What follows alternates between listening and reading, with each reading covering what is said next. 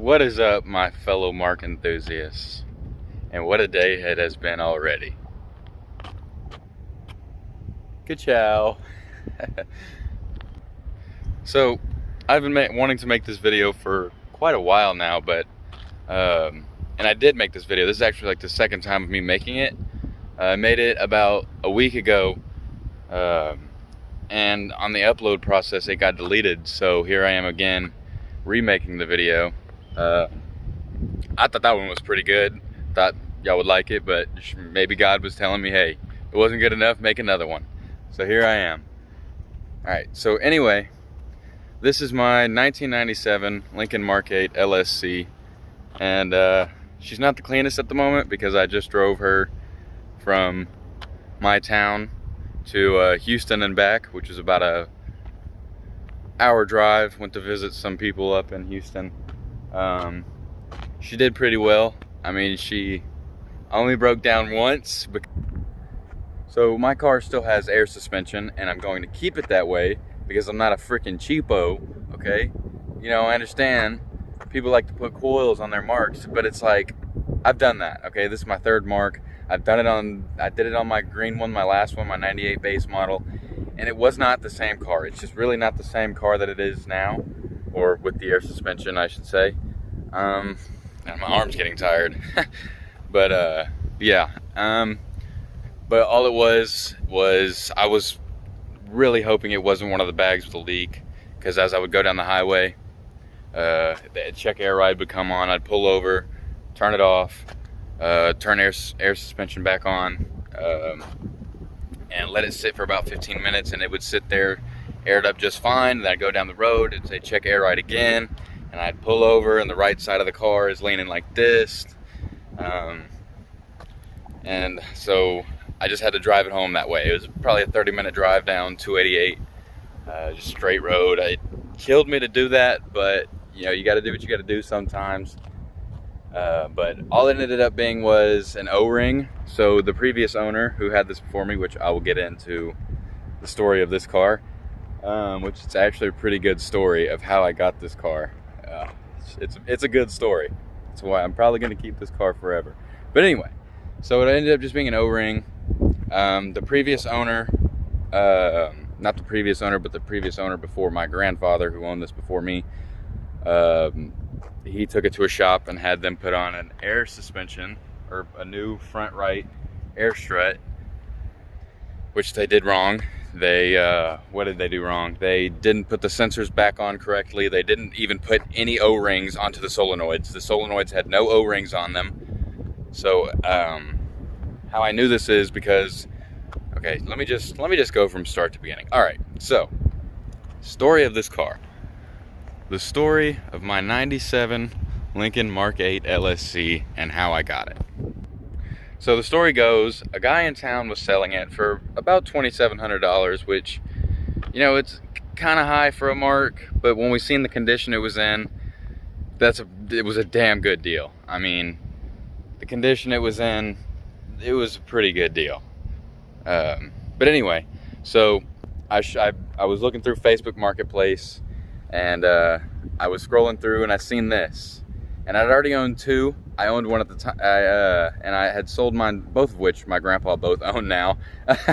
So, and I showed my grandpa. I was like, hey, you want to go take a look at it? It was in town where I live, so it was like a 5-minute drive away. We get there, we start looking at it. The owner wasn't there, but he said, you know, just look around it, look on the inside. It was unlocked. So we looked at it. We noticed, first thing I checked was, does it still have air suspension, or does it have coils? It still had air suspension, which I don't care how many problems. Yes, they have a lot of problems. Yes, they are annoying as shit, but I love the air suspension, okay? I love the uniqueness of it. I love how it rides. I love how it lowers itself at highway speeds. I just love it, okay? I had coils, and I absolutely did not like it over the air suspension. So the story goes, it was either, okay, grandfather, you're either going to buy this car or I'm going to buy this car. So he ended up buying it for $2,800, which it was listed for $2,750. But I don't know, when we looked at it, I don't know, my grandpa just made the decision that oh, well, it looks like it's worth $2,800. I don't know. It was an older man who owned this car, and it was in a garage. And he said the owner before him kept it in a garage, which, you know, everyone will say that, oh, it's kept this and that, but here's the proof. Here's proof right here, okay? You see this? Absolutely no spaghettiing on this seal at all. Now, it could have been replaced, but just when you look at the rest of the car, absolutely no curb rash. Now, the car is not the cleanest because I did just drive it, but no, not a single curb rash on the wheels. Keep in mind, this car has 110,000 miles, by the way. No curb rash whatsoever, not a single scratch on the rims. Now, the paint did peel, and I don't know why it was painted this way, but I mean, they all peel, but I mean, just look. These rims are in perfect condition. The paint is immaculate. I don't know if you can see this or if the camera will do it justice, but I mean, it's just, this car, for the mileage that it had, looks incredible. Just look at the interior. Now, it's not the cleanest, like I said, but for 110,000 miles, the one I had, my green 98 base model I had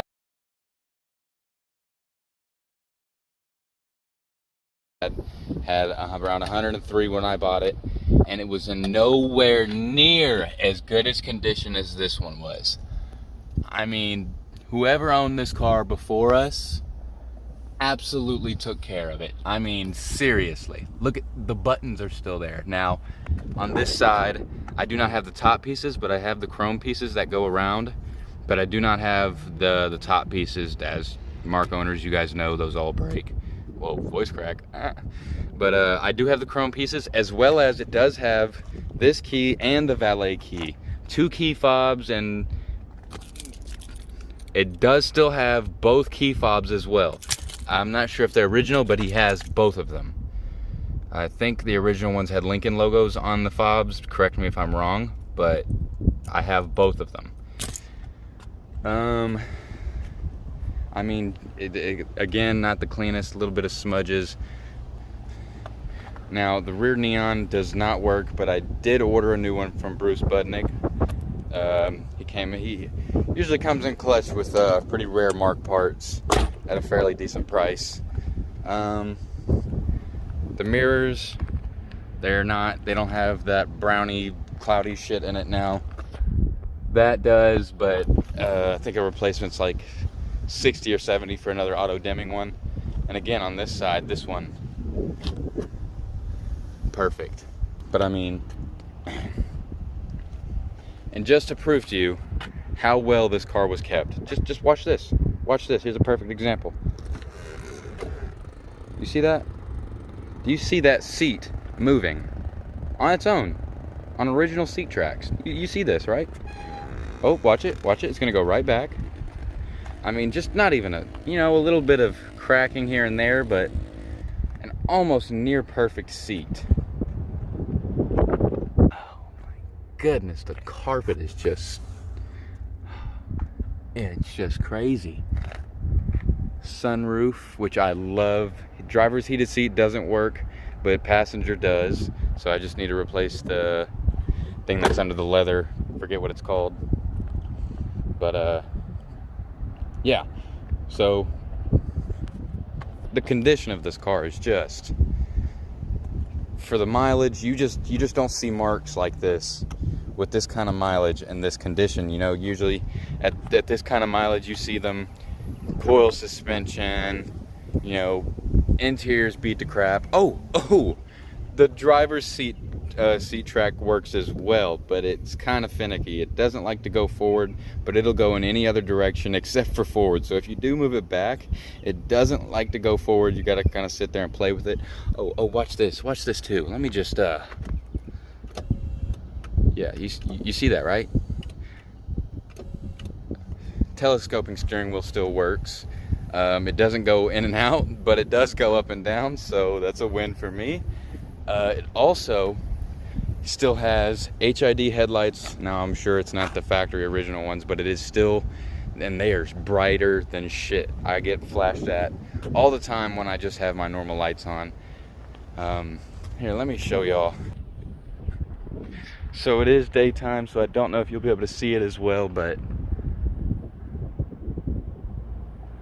they emit this bright white light. And it looks amazing at nighttime. So that leads me to believe when the originals did go out, they weren't cheaped out and they didn't throw the cheapest bulbs in there. They actually got really good LEDs and put them in there. So back to the story of how I got this car. At this point, my grandfather's bought the car. And he owned it for about 3 weeks until I came and said, you know what, no. I'm gonna buy it from you, which is pretty dumb, but hey. Grandfather paid $2,800 for it, and I turned around about 3 or 4 weeks later. I tried to get him for $3,000, but my grandpa, he's stubborn. I love you, Grandpa, but you're stubborn. So I got it for $3,500. He wanted $4,000. I talked him to $3,500. I tried $3,000. He wasn't budging, but I got him to $3,500. And $3,500 for a Mark with this condition, air suspension, heated seats, sunroof, almost every option except for the phone and the garage door opener, which I don't have a garage anyway, so it's not like that matters. Octastars, which I have wanted on a Mark for so long. I absolutely love the Octastar rims. Just this is probably my favorite factory rims on any car. But anyway, so I bought the car. Now, it did need maintenance. Well, front end rebuild, which was, I mean, if you've owned a Mark, I mean, just save your pockets. Every 30,000 miles, you're gonna need a front end rebuild, and that's just, where did this come from? I don't know. Oh, the joys of owning a Mark. Now, oh, I forgot to mention, now the cup holder is not fully intact, but I do not bring drinks in this vehicle anyway, so it is not like I will need them. But the cup holders aren't intact, but the driver's one is. But those are the most useless cup holders anyway, so I don't know why anyone would want to use it. Auto lamps. Auto lamps off. Or auto lamp. Delay 1 minute. Replaced the strut rod bushings,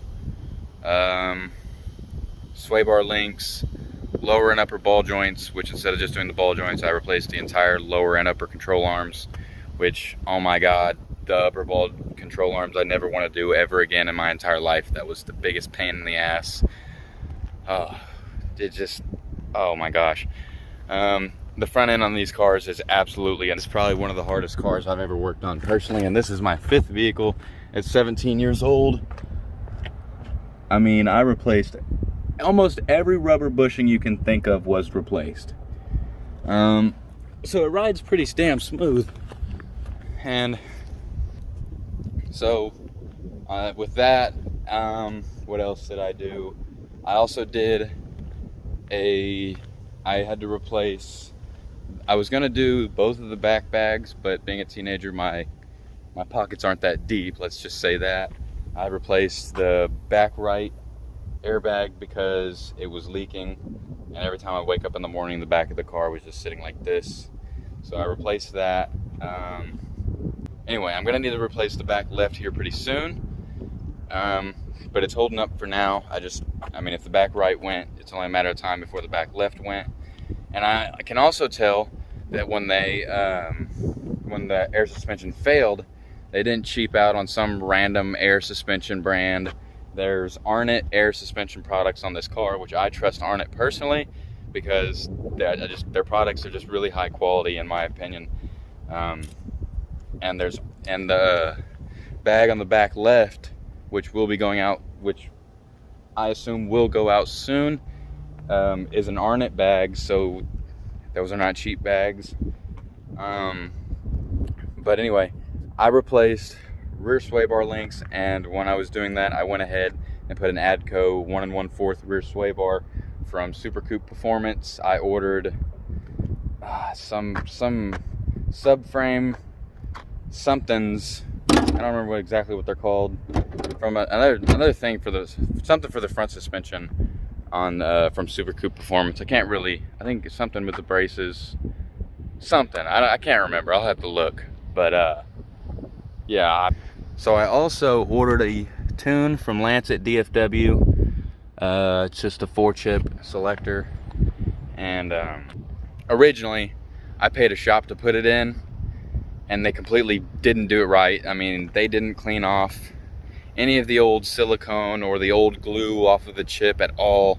So when I got the car from them, it wasn't even running. It wouldn't run it. When I started, I get error message from everything that's on the car. Every error message that could turn on was on this car.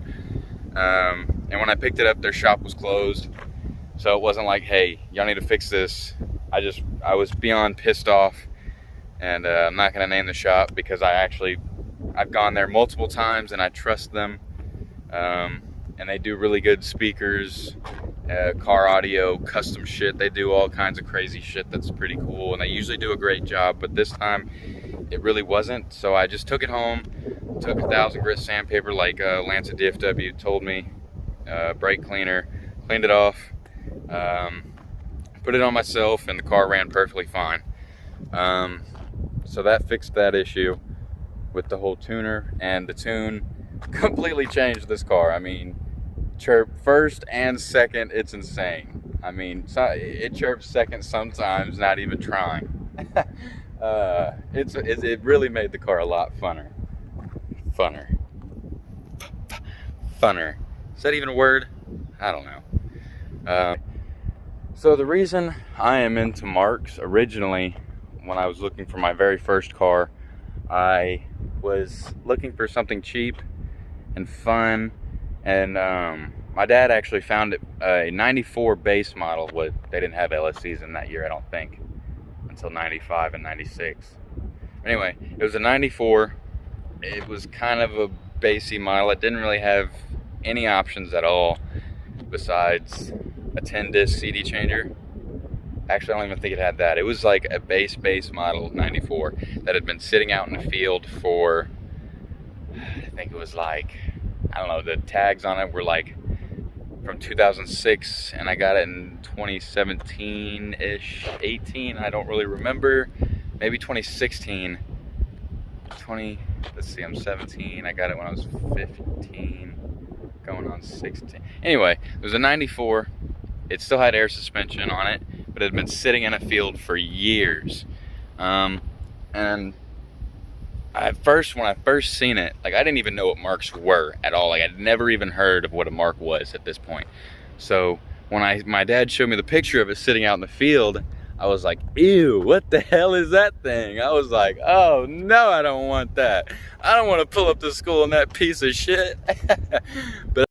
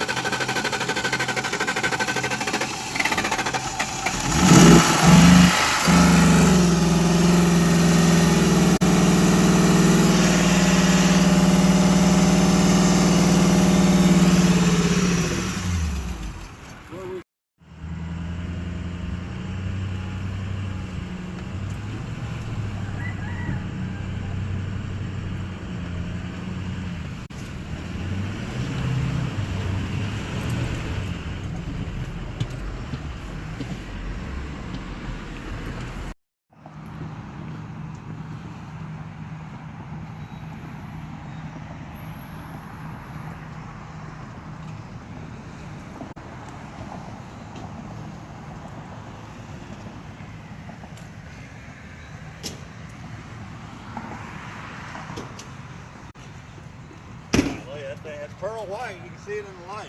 See, it's pearl. Yeah, there's something to put it in. Probably 10 gallons in. This motherfucker will get it, son. Barely touched it. Yeah.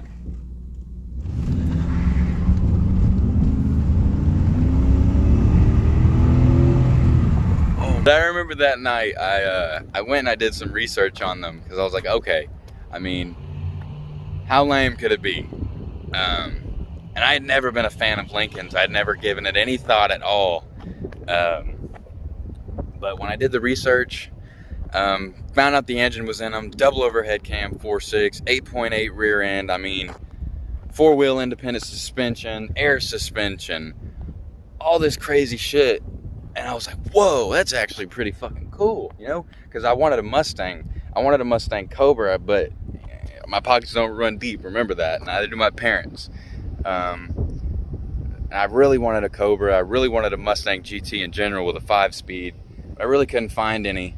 So when I heard that it had and a lot of people like to say, my Mark's got a Cobra engine. No, it does not. It's a Lincoln engine. It was originally put in this car right here in 1993 and was later put in the Cobras. So you dumbasses who keep saying, Mark VIII, and I see it all the time. When they're selling them, they'll say, Mark VIII has Mustang Cobra engine. No, it doesn't. You sound like an absolute idiot. But besides that, I mean, I guess it does sound cooler to say my Lincoln has a Cobra engine, but it's not a Cobra engine. It's not even I mean, Cobras have forged steel crankshafts, and these have, I don't remember, but I know they have different crankshafts and different intake manifolds and a couple different other things. So it's not even really the same engine. I mean, it's the same block, the Texas aluminum block, but other than that, they really don't share that much together, I don't think. Correct me if I'm wrong, but at the end of the day, it still was a double overhead cam, 32 valve, 4.6. And for a teenager, you know, 300 horsepower sounded like a lot to me anyway, especially for my first car. It sounded like a badass thing, but I ended up actually not even being able to get to drive that car, sadly, because my knowledge of fixing cars wasn't the best at that time. My dad was going through a bunch of legal shit, so the car ended up sitting for a couple months, and it needed, I mean, you can only imagine a Mark sitting for 10 plus years, what it would have needed. I mean, IMRC valves locked up, air suspension completely shot, thermostat, you name it. I mean, it needed everything to be able to be roadworthy. So I ended up just selling it to my grandpa, and which he had it, and he did a full restoration on it, as far as like, not the interior. The interior it's not the best, but as far as like, and he kept air ride on it too, but all new air suspension, all new rubber bushings, rack and pinion. I mean, he did the works on that car. So I ended up buying my brother's truck, which was a pretty cool truck, to be honest, an 04 Dodge Ram single cab with a 4.7 4x4. I mean, single cab, 4-wheel drive, V8. It was pretty badass, and it had two Memphis 10s in it with a double din touchscreen radio. I think I bought it from my brother for like $2,500. It had like 240,000 miles on it. But oh my god, I beat the absolute shit out of that truck, and it just kept going and kept going every day. I loved that truck. But anyway, this is about Marks, not fucking Dodges. Besides that truck leaking oil and coolant, it was a pretty cool truck, but you kept oil and coolant in it. It was pretty cool. I ended up blowing the 4-wheel drive out in that truck, because I mean, you can only imagine what a teenager would do with a truck like that, 4-wheel drive.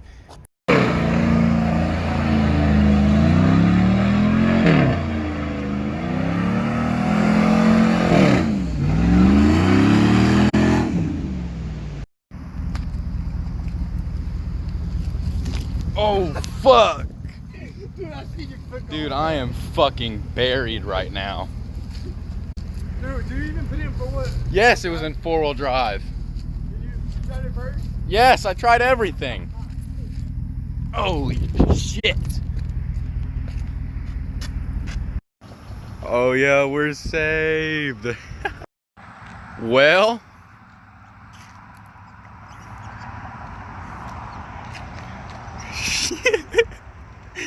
oh shit.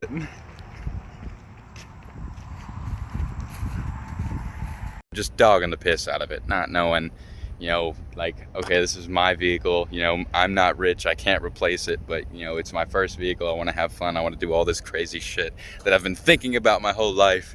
But yeah, I ended up selling that truck, and when I sold that truck, I wanted to get another Mark, so I ended up buying a green base model with 103,000 miles, which my grandpa owns now.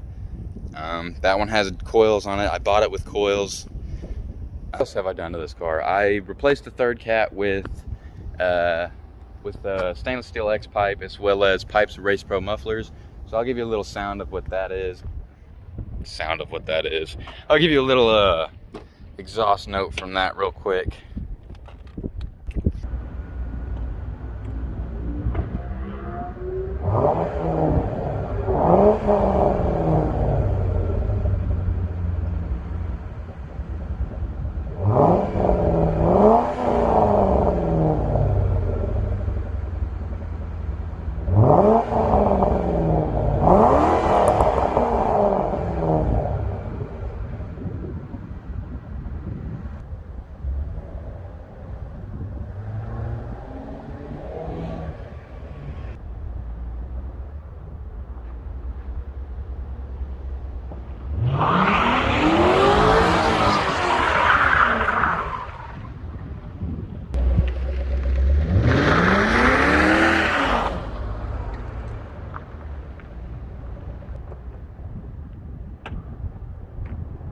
God, gotta love them one wheelie wheelies, man.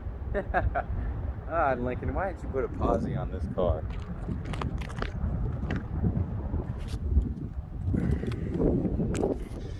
Anyway, I think that's gonna, my mount, I just use my jeans as a mount. Anyway, I think that's gonna wrap it up for this video. Thank y'all for watching. If you enjoyed, like, share, you know, subscribe. I'm gonna definitely be making a lot more videos on this car, as I just love these cars, and if any other YouTuber can get famous by recording themselves in front of a screen and posting about their personal vehicle, then shit, why the hell can't I? So, you know, subscribe, like, do what you gotta do. You know what, peace out. Y'all enjoy the rest of y'all's day.